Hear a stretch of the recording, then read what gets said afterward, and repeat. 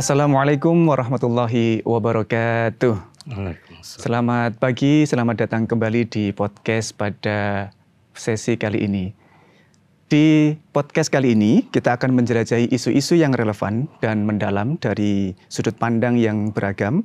Saya, Muhammad Ferry Fauzi, kita akan menyelami sebuah topik yang kaya akan sejarah, kepercayaan, mungkin juga perdebatan serta pro dan kontra terkait dengan intisab nabawi dalam telaah kajian ilmiah. Namun apa sebetulnya yang menjadikan topik ini begitu menarik? Dan mengapa intisab nabawi menjadi subjek yang penting dan mengundang banyak perbincangan dan diskusi? Bersama kita telah hadir narasumber yang luar biasa. Beliau adalah Bapak Ahmad Thohir, SAG MA PhD. Bagaimana kabarnya hari ini, Pak Thohir? Alhamdulillah. Baik, Pak Thohir ini sebagai informasi beliau adalah dosen di Departemen Sastra Arab, Fakultas Sastra, Universitas Negeri Malang. Latar belakang pendidikan beliau S1 tahun 1997 di IAIN Sunan Kalijaga, tahun 2006 S2 di UIN Syarif Hidayatullah Jakarta, dan program doktoral S3 atau PhD di Boston University Amerika tahun 2015 ya Pak? Ya. Jadi tanpa memperpanjang kata, marilah kita menyelami lautan kata, menari di atas gelombang pemikiran, memetik bunga kebijaksanaan, dan meresapi dari sudut pandang kajian ilmiah terkait intisab nabawi dalam perspektif ilmiah. Baik, sebagai pertanyaan awal ini Pak Thohir, sebetulnya apa sih intisab nabawi itu dan kenapa ini menjadi perbincangan di kalangan masyarakat Indonesia? Ya, jadi intisab nabawi ya klaim ketersambungan hubungan genealogis ya, dengan Ahlul Bait, keluarga Nabi Muhammad SAW yang diturunkan dari putri beliau, Sayyidah Siti Fatimah, yang menikah dengan Sayyidina Ali, sepupu Nabi, dan kemudian punya anak 2 orang, ya, Sayyidina Hasan dan Sayyidina Husain, dan keturunan 2 orang cucu Nabi inilah yang kemudian mengaku sebagai punya hubungan darah dengan keluarga Nabi Muhammad SAW. Ya, itu intisab nabawi itu. Ya. Berarti ada kaitannya dengan genealogi begitu Pak Thohir? Ya. Baik, kalau kita tahu di masyarakat kita itu kan ada banyak sekali habaib dengan berbagai peran dan tugasnya di masyarakat begitu. Namun baru-baru ini ada sebuah kontroversi dan perdebatan Pak Thohir terkait validitas, terkait banyak hal, banyak macam dan ragamnya. Menurut Pak Thohir, faktor-faktor apa sih yang menjadikan kontroversi itu muncul di masyarakat sehingga menjadi perbincangan yang ramai begitu? Dan kita lihat di berbagai sosial media, di YouTube itu menjadi sebuah perdebatan yang di kolom komentar itu cukup panas kalau kita simak begitu Pak Thohir. Ya, secara konvensional silsilah kekeluargaan kelompok orang tertentu, keluarga tertentu, itu biasanya nggak terlalu dipermasalahkan. Setiap keluarga punya narasinya sendiri tentang siapa leluhur mereka, biasanya seperti itu. Tetapi orang yang mengaku punya hubungan darah dengan Nabi, berarti dia mengklaim kedekatan tertentu dengan tokoh yang dekat di hati orang Islam dimanapun berada. Jadi bukan hanya keluarga tertentu saja, tetapi menjadi bagian dari keluarga tokoh sentral di dalam agama Islam. Jadi orang Islam semua punya punya ghairah gitu, punya relasi tertentu dengan itu. Maka siapapun yang mengklaim hubungan darah dengan keluarga itu, dengan keluarga Nabi, ya sebenarnya orang Islam punya hak untuk bicara gitu ya, punya hak untuk, karena pengakuan itu membawa konsekuensi tertentu bagi umat Islam ya. Ya ada treatment tertentu, ada sikap-sikap tertentu yang ya dituntut dari orang Islam terkait dengan orang-orang yang mengaku sebagai keturunan Nabi kan gitu. Ya. kalau kemudian itu dipertanyakan ya pasti banyak hal ya. Pertama, kalau dalam konteks di Indonesia ini yang sekarang sedang jadi polemik, karena sebagian orang curiga gitu.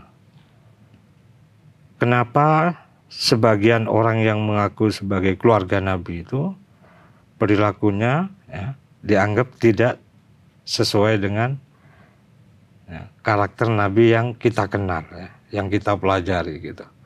Nah itu menimbulkan pertanyaan. Dari situlah orang kemudian bertanya, masa sih Nabi menurunkan gitu anak cucu yang kurang lebih seperti ini gitu? Kenapa tidak sama dengan karakter beliau yang mulia itu? Nah pertanyaan muncul dari situ ya.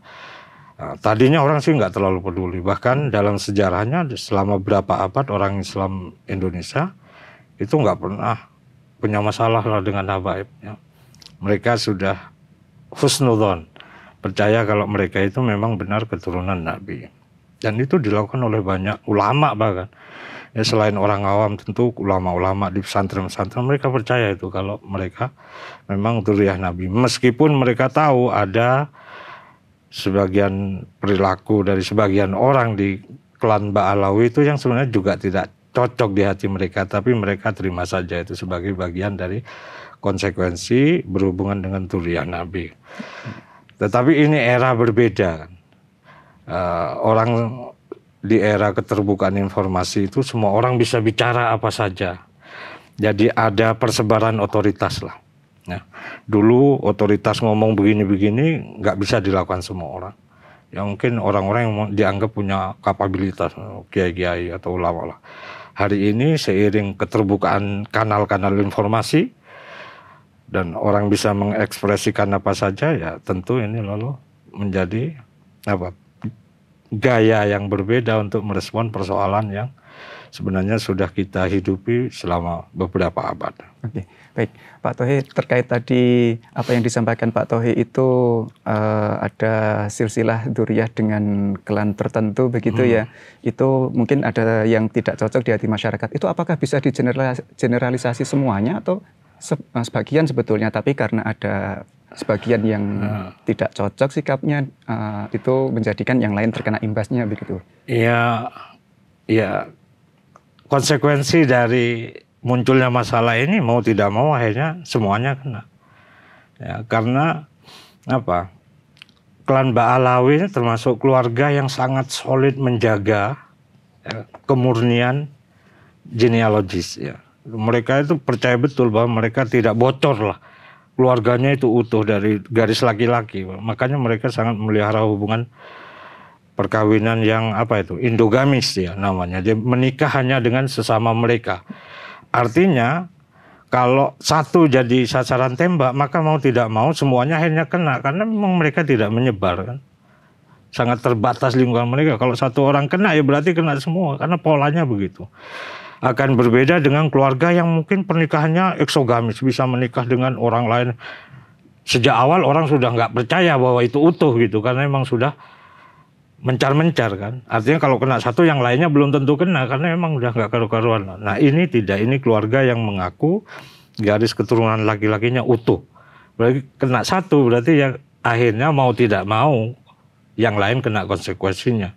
Meskipun yang tertuduh itu tidak semuanya, tetapi akhir besar seluruhnya akan mengenai mereka semua gitu. Ya.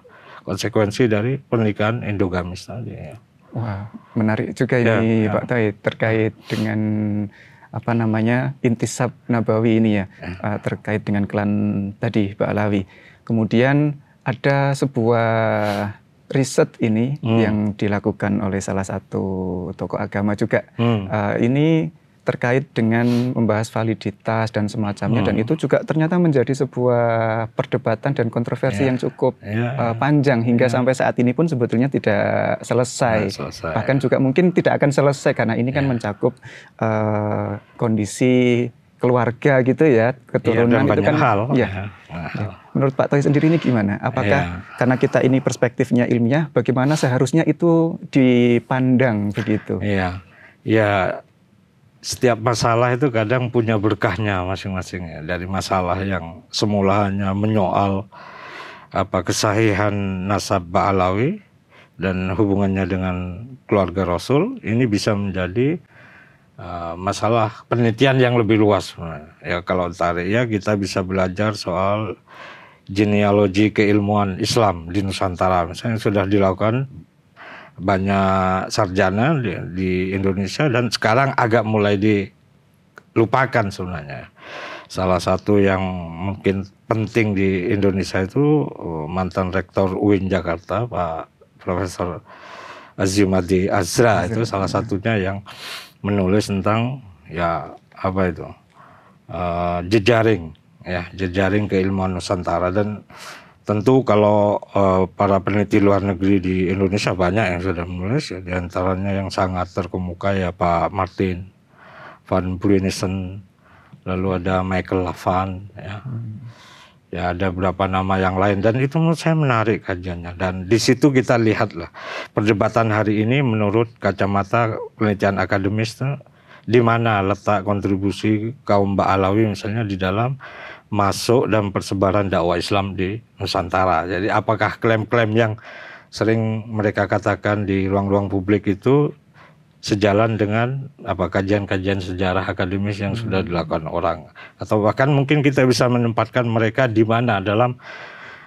trajektori historis ya dakwah Islam di Indonesia itu, biar nggak sepenuhnya emosional gitu. Kita punya data, dan ini data yang rumit ya, serumit data kekerabatan tadi ya.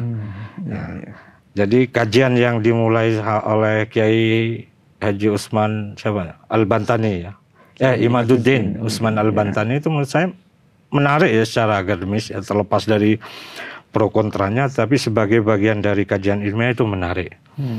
Dan itu tidak mudah dilakukan. Kita harus akui bahwa itu butuh keberanian tertentu, karena hubungan emosional yang sedemikian rupa sudah terjalin ya, dan posisi status sosial kalangan habaib di Indonesia, melakukan kajian seperti itu oleh orang Indonesia sendiri itu bukan pekerjaan yang mudah. Dalam konteks itu kita harus acungi jempol lah ya, keberanian untuk meliti itu, bukan untuk mengacak-ngacak keluarga silsilah keluarga orang, tapi melakukan penelitian tentang fenomena sosial yang cukup penting dengan konsekuensi yang juga luas, bukan hanya keagamaan, tapi bisa ada aspek politiknya, aspek ekonomi dan kebudayaan.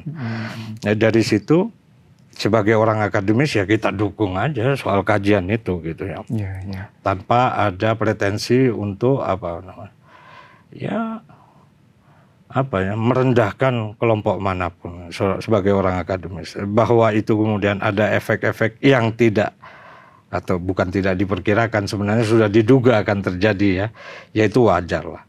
Ya, yang penting sekarang ini kalau saya melihat perdebatan di masyarakat itu memang tidak sehat ya, tidak sehat karena kadang-kadang muncul pernyataan-pernyataan yang nggak pantas lah. Seandainya itu dikaji secara akademis, menurut saya menarik. Dan bukan yang pertama, itu yang penting dikatakan. Yang dilakukan Kiai Haji Imaduddin Usman itu bukan yang pertama di dunia. Sudah ada beberapa orang yang pernah melakukan hal yang kurang lebih sama. Dan jawaban yang disampaikan pun sebenarnya tidak berbeda sampai hari ini. Kalau kita baca-baca jawaban kelompok Ba'alawi yang disampaikan kepada orang-orang yang pernah mempertanyakan keabsahan mereka, kurang lebih seperti itu, Mas. Tidak terlalu berbeda. Nah, tetapi menurut saya yang mungkin dikembangkan di Indonesia itu kajiannya bisa diperluas lagi. Tidak hanya melibatkan kajian yang sepenuhnya soal genealogi yang menuntut kepakaran di bidang itu, tapi juga bagian dari aspek sejarah itulah, sejarah sosial kebudayaan sebuah masyarakat ya. Saya teringat dulu kita punya tokoh dalam Islam yang sangat terkenal yaitu Al-Ghazali. Beliau menulis kitab Tahafutul Falasifah untuk mengkritisi para filosof itu. Tapi dengan cara yang elegan, kitab itu di-counter dengan kitab juga, yaitu Tahafutut Tahafut. Menurut Pak Tauhid sendiri, perlukah antitesis secara ilmiah yang untuk mengcounter kajian-kajian yang telah dilakukan itu, Pak Tauhid? Iya, harusnya begitu. Harusnya menulis juga gitu. Yang Imaduddin itu sudah menulis kan. Responnya harusnya dalam bentuk tulisan juga. Karena Supaya ada data yang bisa dibaca bersama. Masalahnya sekarang tidak terlalu berimbang gitu. Yang Kiai Haji Maduddin kan menulis terus gitu, dan itu selalu memperbaiki gagasan-gagasan yang pernah dia lontarkan. Jadi tidak satu terus diperbaiki seiring data-data baru yang dia peroleh. Tetapi respon terhadap tulisan ini kan seringkali hanya kayak diskusi, tapi nggak ada karya-karya tertulis. Orang ngomong itu kan bisa hilang, bisa berubah kapan saja tanpa pertanggungjawaban. Tapi kalau tulisan kan diam. Ya, artinya kalau ada sesuatu yang salah, orang tahu ada kesalahan di situ. Penulisnya bisa memperbaiki gitu. Tapi kalau orang ngomong itu kan bisa gonta-ganti kapan saja dia mau. Nah, itu maksud saya, ini harusnya juga direspon dalam bentuk tertulis. Cukup menarik ini terkait dengan perbincangan kali ini. Kalau paradigma sosial, Pak Tohi, terkait dengan adanya nasab begitu ya, atau intisab, itu seberapa berpengaruhkah dalam konteks sosial di masyarakat kita? Mungkin selain sosial juga ada konteks-konteks lain yang itu bisa menjadi salah satu hal yang terdampak adanya polemik ini. Sangat di Indonesia masalah ini sangat konsekuensial lah, katakan, punya efek yang cukup besar secara sosial. Karena dalam faktanya ya, kaum habaib ini kan punya posisi yang sangat terhormat di masyarakat kita ya, terutama dalam konteks beragama dan segala implikasinya lah ya. Kita nggak bisa pungkiri bahwa ada konsekuensi ekonomis ya, konsekuensi politis terkait dengan klaim silsilah kenabian ini. Iya kan, kita bisa lihat di masyarakat bagaimana para habib itu punya peran sosial politik yang tinggi. Kalau bukan terutama ya karena klaim mereka sebagai punya hubungan darah dengan Rasul itu. Dan mereka tahu betul bahwa klaim ini penting, dan klaim ini juga yang menjadi daya tarik sebagian mereka di mata masyarakat. Kalau orang alim kan banyak. Santri di Indonesia ngajinya lama, puluhan tahun di pesantren-pesantren, tapi kan nggak semuanya terkenal. Tidak semuanya bisa punya pengikut yang besar. Sementara kelompok Ba'alwi, kaum habaib itu kadang-kadang kan sangat mudah memperoleh pengikut. Ya, hanya misalnya mengadakan forum sholawatan saja, ya jamaahnya luar biasa. Sementara santri-santri yang kapabilitas keilmuannya sudah mumpuni karena ngaji sudah lama di berbagai pesantren, begitu keluar belum tentu ya bisa menarik jamaah sebesar itu gitu. Nah, itu aja kan berarti ada sesuatu yang menarik jamaah untuk hadir. Ya mungkin karena klaim kedekatan atau hubungan darah dengan Rasul itu. Jadi kalau mereka hadir di majelis-majelis habaib itu, mereka berharap dapat syafaat lah dari Rasulullah yang mungkin mereka tidak dapatkan kalau mereka menghadiri forum-forum ulama yang non dzurriyah kan kayak gitu. Jadi kita harus akui, nggak bisa kita pungkiri itu. Jadi kalau kita lihat ya sebenarnya status sosial kalangan habaib itu terutama ya ditopang oleh klaim mereka, klaim hubungan darah mereka dengan Nabi. Bahkan kalau kita lihat gerakan-gerakan politik di Indonesia ya, itu juga mereka mainkan karena klaim itu. Jadi kadang orang sudah melupakan pertimbangan-pertimbangan rasional lain lah untuk mendukung mereka semata-mata karena hubungan emosional dengan Rasulullah Sallallahu Alaihi Wasallam. Dan itu juga tidak selamanya terjadi. Itu terjadi mungkin sejak akhir abad tahun 90-an lah, sejak reformasi. Ya, terus sampai sekarang, terutama sejak berdirinya FPI. Kalau saya sendiri melihat FPI itu sebagai gejala semakin mengkristalnya ya, kelompok yang mengaku punya hubungan darah dengan Nabi. Dan dari situ banyak hal mulai terjadi ya, termasuk friksi-friksi dengan ulama-ulama lokal lah. Dari kalangan habaib itu sudah mulai merasa punya kekuatan untuk menyatakan ketidaksetujuannya dengan ulama-ulama lokal. Bahkan mereka sudah mulai berani mengkritik secara terbuka lah ulama-ulama lokal yang sebelumnya jarang terjadi. Ada hubungan yang cukup harmonis lah sebelumnya. Kalaupun ada ketidaksetujuan tuh bergerak di bawah meja. Tapi sejak munculnya gerakan kayak FPI itu kemudian wah itu kritik-kritik itu sudah menjadi sangat terbuka di ruang publik. Seolah-olah ada pertarungan untuk merebut loyalitas jamaah. Nah disitulah mulai menurut saya ya kemudian menjadi sangat kentara dan keluarga Pak Alawi ini juga makin merapatkan barisan, makin mensolidkan barisan memang sejak munculnya FPI itu sampai sekarang ini. Dulu ya ketika saya kecil saya kenal beberapa habaib ya biasa aja, jadi Habib itu orang biasa aja ya tetap berjualan di pasar, ya di rumahnya punya bisnis, bahkan tidak termasuk tokoh yang inilah menonjol lah di lingkungan, tetap kiai-kiai lokal lah. Tapi hari ini bahkan Habib-Habib yang masih muda pun gitu udah seperti itu. Ya. Ya. Kalau kita lihat ya banyak juga habaib-habaib di Indonesia yang punya peran sentral di masyarakat. Kita bisa katakan ada Habib Lutfi yang juga banyak mengedukasi terkait dengan agama dan moral bangsa. Tentunya mungkin apakah berarti tidak semua ya iya, habaib nggak semua. Istilahnya kalau dalam tanda kutip itu menyalahgunakan nggak semua. Memang ya. hanya berapa ya kalau kita pakai istilah oknum itu memang oknum. Tetapi konsekuensi dari klaim bahwa mereka memelihara nasabnya secara murni itu yang kemudian begitu satu disentuh maka mau tidak mau yang lain kena itu. Ya. Dan itu tidak akan terjadi pada misalnya keluarga Wali Songo. Ya sampai akhirnya ya klaimnya itu ya dipercaya karena narasi aja, narasi personal, narasi keluarga gitu-gitu. Ya Anda percaya tidak, ya silakan aja.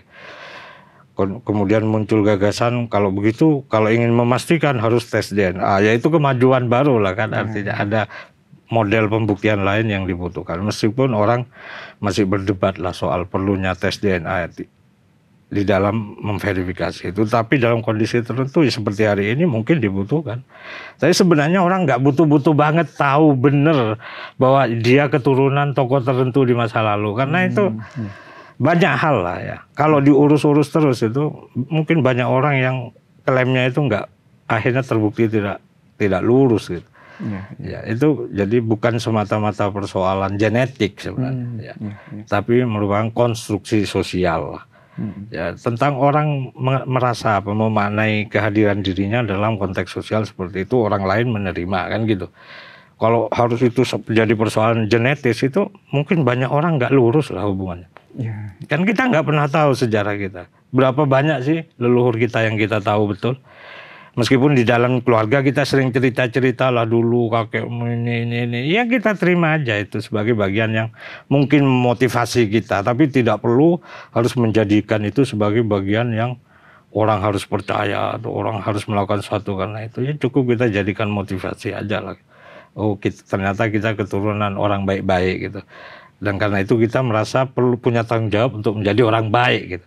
Nah silsilah itu sebenarnya itu. Kenapa ada silsilah mulia itu sebenarnya karena ada tokoh di masa lalu yang punya kontribusi terhadap kehidupan sosial. Orangnya berakhlak mulia.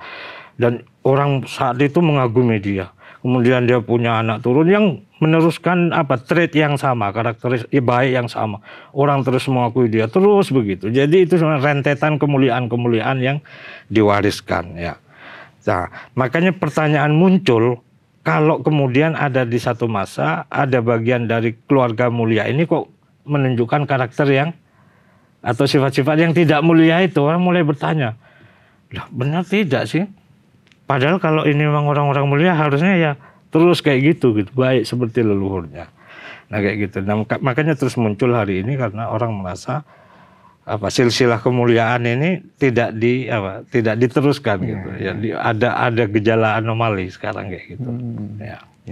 Baik, kalau dilihat berarti masyarakat ini kan memang sebagian kan ada yang fanatik dengan dzurriyyah Rasul, habaib begitu. Ada yang sebagian berpikir kritis, logis dan semacamnya begitu. Nah, menurut Pak Thohir sendiri bagaimana kita menyikapinya itu? Saran untuk masyarakat seharusnya bagaimana melihat polemik dan perdebatan yang sampai saat ini pun bahkan tak ada ujungnya? Ya, yang pertama ya bersihkan hati lah.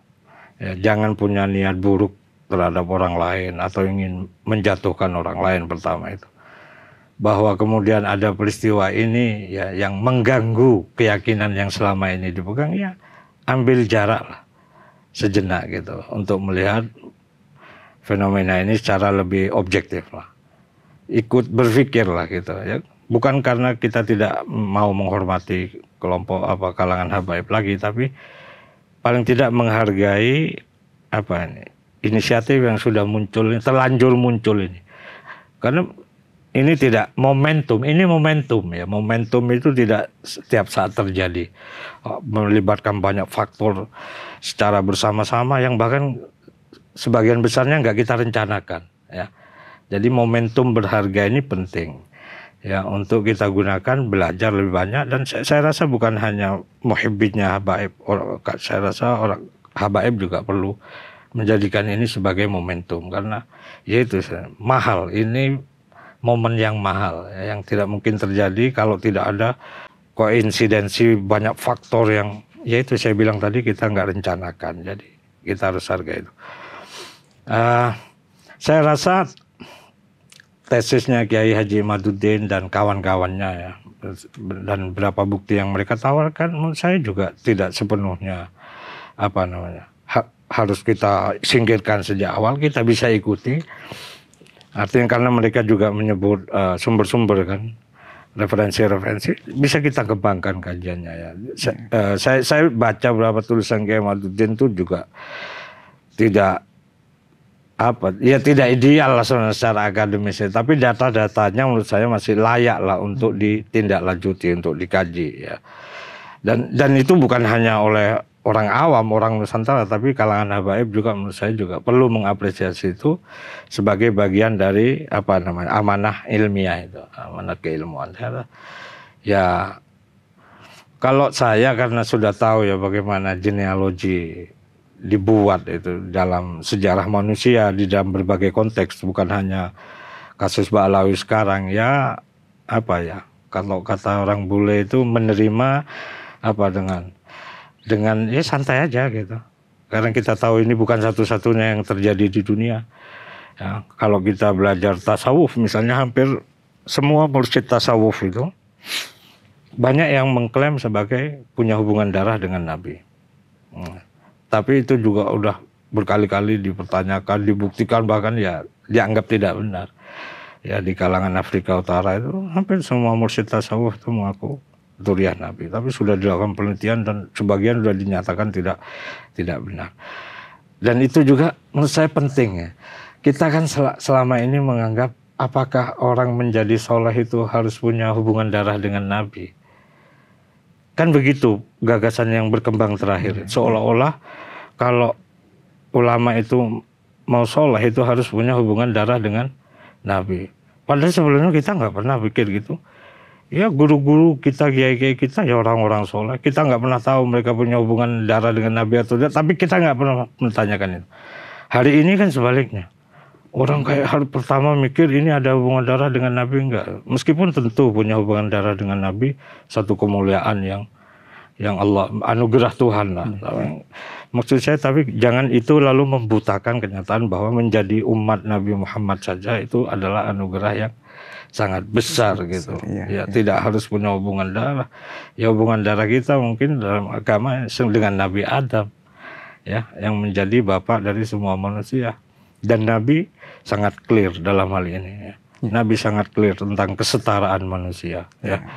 Tentang bahwa Muslim atau bahkan manusia secara umum ya, laki-laki dan perempuan semua sama dalam pandangan Allah, kecuali ketakwaan mereka yang membedakan. Nabi sangat clear ya. Dalam peristiwa Haji Wada ya, haji terakhir Nabi, khutbahnya clear sekali, mengatakan, mengingatkan kembali bahwa kita semua berasal dari Nabi Adam.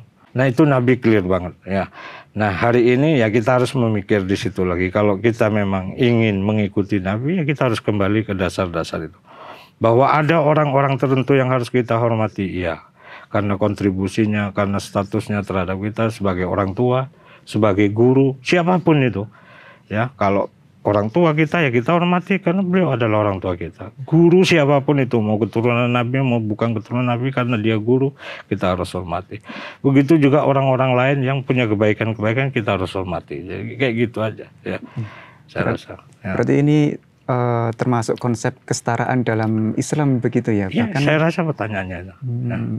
Kalau di Al-Quran itu kan inna akramakum indallahi atqakum, mungkin itu yang bisa membuat memotivasi orang pribumi begitu agar juga semangat untuk menyalehkan diri begitu. Dengan sikap, dengan tindakan. Karena ya orang yang menikmati berkah stratifikasi sosial itu kan orang-orang yang beruntung. Orang yang terlahir di keluarga yang punya status sosial tinggi, punya kapital banyak, punya pendidikan tinggi. Yang selebihnya kan berarti klien-klien dari orang-orang elit ini. Jadi ya setiap orang memimpikan kesetaraan. Dan menurut saya berkah Islam terbesar itu adalah janji tentang kesetaraannya itu yang sebelumnya tidak ditawarkan oleh yang lain. Karena semuanya bersifat hierarkis kan. Semua punya strata-strata yang tidak membebaskan manusia sejak lahir sampai mati. Karena sudah ditempatkan di posisi sosial tertentu, dia akan berada di situ seterusnya. Kalau posisinya lebih rentan menjadi objek, dia akan menjadi objek selamanya. Kalau posisinya diuntungkan sebagai subjek, dia akan menjadi subjek. Apapun situasi. Nah, Islam tidak hidup dalam kebukuan itu. Islam menawarkan orang untuk menaiki tangga-tangga itu, tangga kebaikan itu berdasarkan kriteria yang semua orang bisa capai. Bukan suatu yang orang nggak bisa pilih. Kita terlahir dari siapa, di mana, kapan tuh kita nggak punya ruang untuk memilih.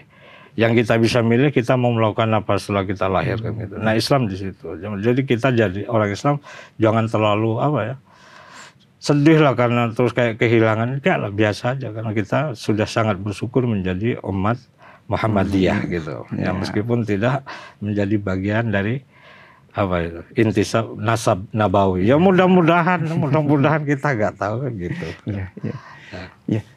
Cukup menarik. Sepertinya perbincangan ini memang tidak akan ada ujungnya karena banyak hal yang aspek-aspek yang terkait begitu ya, sosial, mungkin juga politik, tadi juga ada ekonomi dan semacamnya ini. Terakhir ini Pak Tohe, saran Pak Tohe khususnya untuk para akademisi dan umumnya untuk masyarakat di Indonesia untuk menyikapi permasalahan yang ada begitu.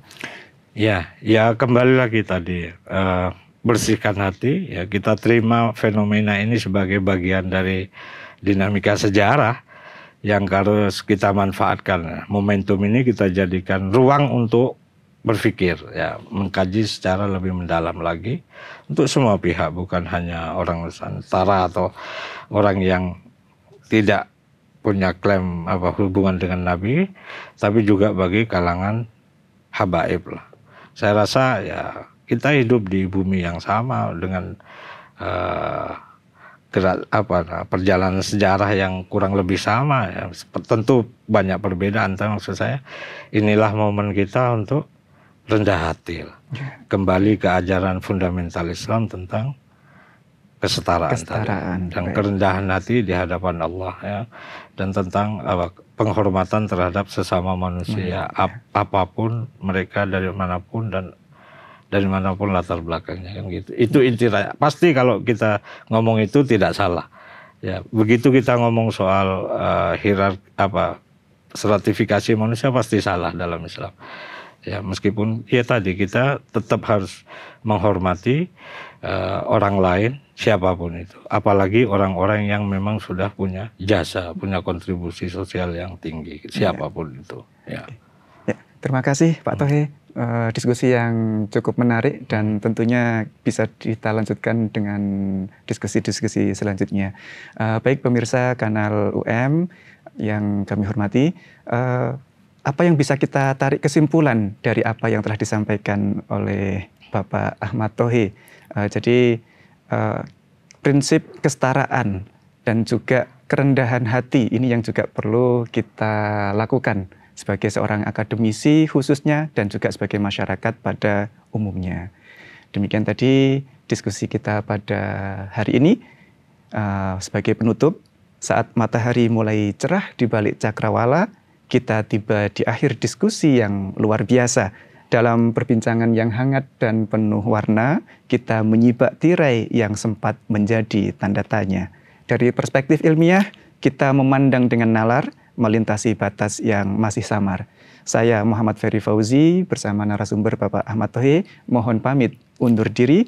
Sampai jumpa di bincang selanjutnya. Wallahul muwafiq ila aqwamit thoriq. Assalamualaikum warahmatullahi wabarakatuh.